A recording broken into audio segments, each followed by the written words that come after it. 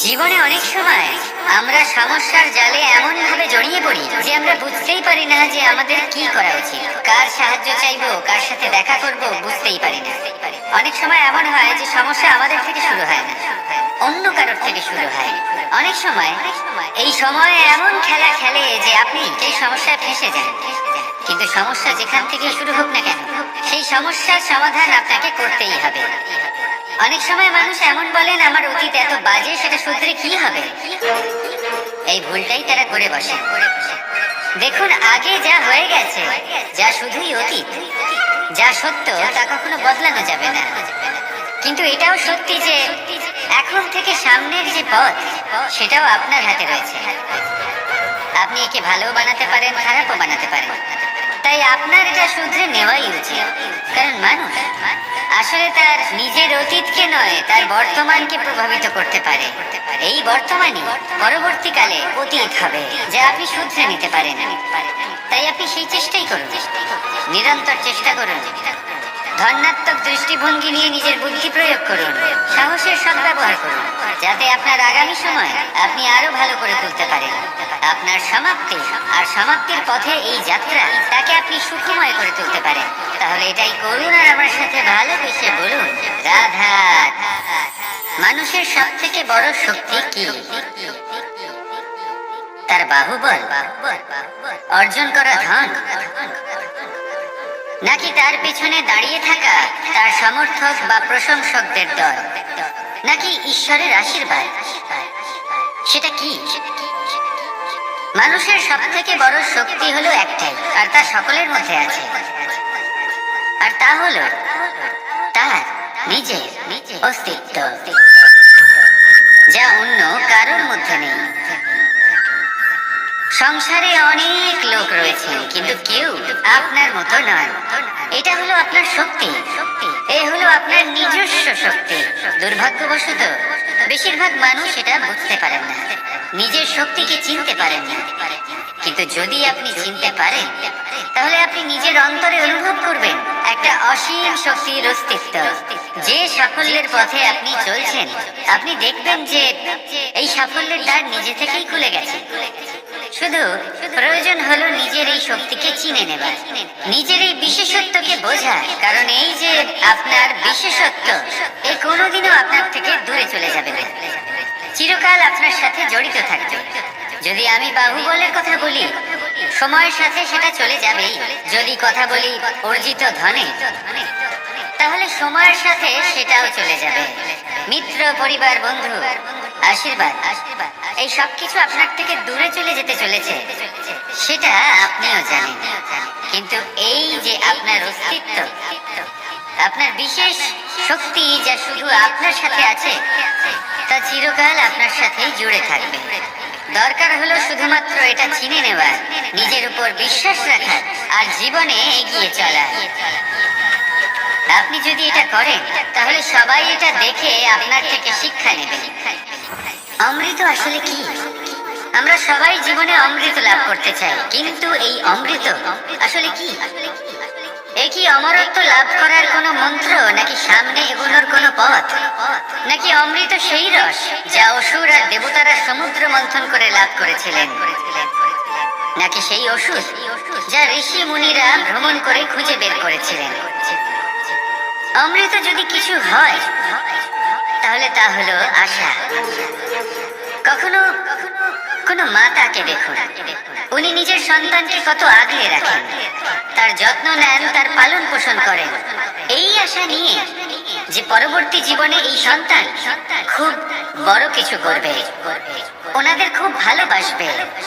এবার আগামী দিনে কি হতে চলেছে তা আমরা জানি না, পর মুহূর্তে কি হতে চলেছে তা আমরা জানি না, আগামী মুহূর্তে আপনি জীবিত থাকবেন কিনা সেটাও আমরা জানি না।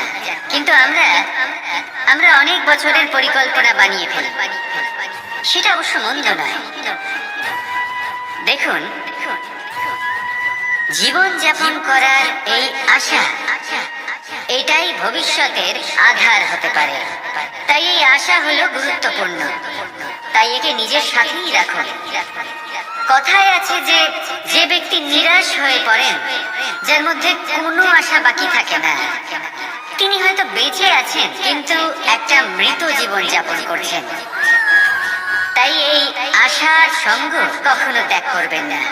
একে চিরকাল নিজের সাথেই রাখুন। জীবন আনন্দময় হয়ে উঠবে। আর এই হৃদয় তা ভালোবেসে বলবে রাধা রাধা। বৃষ্টির জল যখন মেঘের দ্বারা টিপ টিপ করে ঝরে পড়ে তখন কি ভালো লাগে, তাই না? শুধু যে এই আবহাওয়া ভালো করে তোলে তাই নয়, এই মাটিতে সমাহিত হয়ে একটা অত্যন্ত সুন্দর গন্ধ উৎপন্ন করে। এই লতা পাতা, এই বৃক্ষ এদের জীবন দান করে, এদের পুষ্ট করে তোলে, আর তার সাথে অনেক জীবের কল্যাণ করে। কিন্তু ভাবুন, যখন বজ্রপাত হয় তখন কি হয়? এই সমস্ত জলের ফোঁটা অনিয়ন্ত্রিত হয়ে যায়, একটা ভয়ানক বন্যার রূপ নিয়ে নেয়, যা শুধুমাত্র মহাবিনাশ করে। এর সারমর্ম কি? এর সারমর্ম হলো কর্ম করুন, কিন্তু তার নিয়ন্ত্রণ রেখে। যদি আপনি নিয়ন্ত্রণে না থাকেন তাহলে আপনিও জীবনরূপী এই বর্ষার পরিবর্তে ভয়ানক বন্যার রূপ ধারণ করবেন। এবার বিকাশ ঘটাবেন নাকি বিনাশ, সিদ্ধান্ত হলো আপনার। যদি বিকাশ ঘটাতে চান তাহলে নিজের কর্মের সাথে সাথে নিজের মনকেও নিয়ন্ত্রণ করতে শিখুন। এই মনকে সংযত করুন, একে নিয়ন্ত্রণে রাখুন, নিজের কর্মকে নিয়ন্ত্রণে রাখুন, ভারসাম্য বজায় রাখুন। আর আমার সাথে ভালোবেসে বলুন রাধা রাধা। কখনো ঘোড়া আর তার ঘোড়সওয়ারিকে দেখেছেন? ঘোড়ার ডান এবং বাম দিকে যেন একটা পর্দা লাগানো থাকে। তার কারণ কি? যাতে ঘোড়া অন্য কোনো দিকে দেখতে না পায়, শুধুমাত্র সামনে দেখে আর সেই দিকেই এগোতে থাকে। বলতে গেলে এটা খুব সাধারণ ব্যাপার, কিন্তু এর পেছনে খুব বড় এক বিজ্ঞান লুকিয়ে রয়েছে। আপনি যদি জীবনে নিজের লক্ষ্যে পৌঁছতে চান তাহলে আপনাকে এদিক ওদিক তাকানো বন্ধ করতে হবে, শুধু সামনে নিজের লক্ষ্যের দিকে তাকিয়ে থাকতে হবে। তখনই জীবনে সাফল্য লাভ করবে।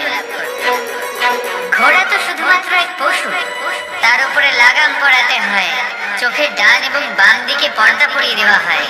আপনি হলেন মানুষ, আপনাকে লাগাম কে পরাবে? কেউ না। এটা আপনাকে নিজেকেই করতে হবে। মনের গভীরে প্রবেশ করুন আর আবেগগুলিকে লাগাম পরান, তাদের নিয়ন্ত্রণ করতে শিখুন।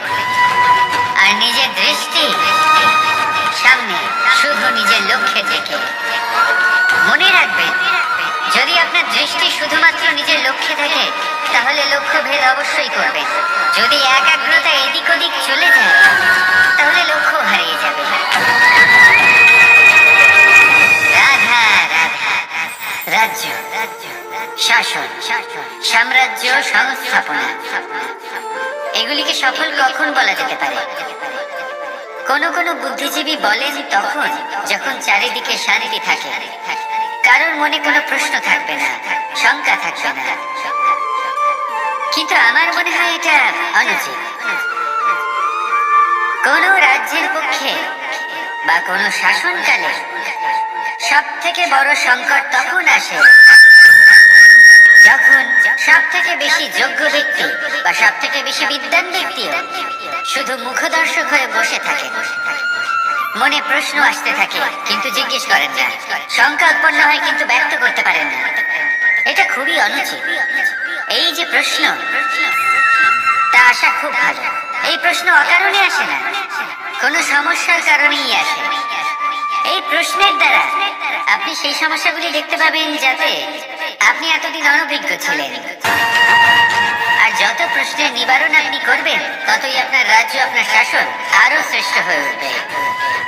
এই প্রশ্ন, এই শঙ্কা, এগুলো আপনাকে সমাধানের চূড়াতে অবশ্যই নিয়ে যাবে।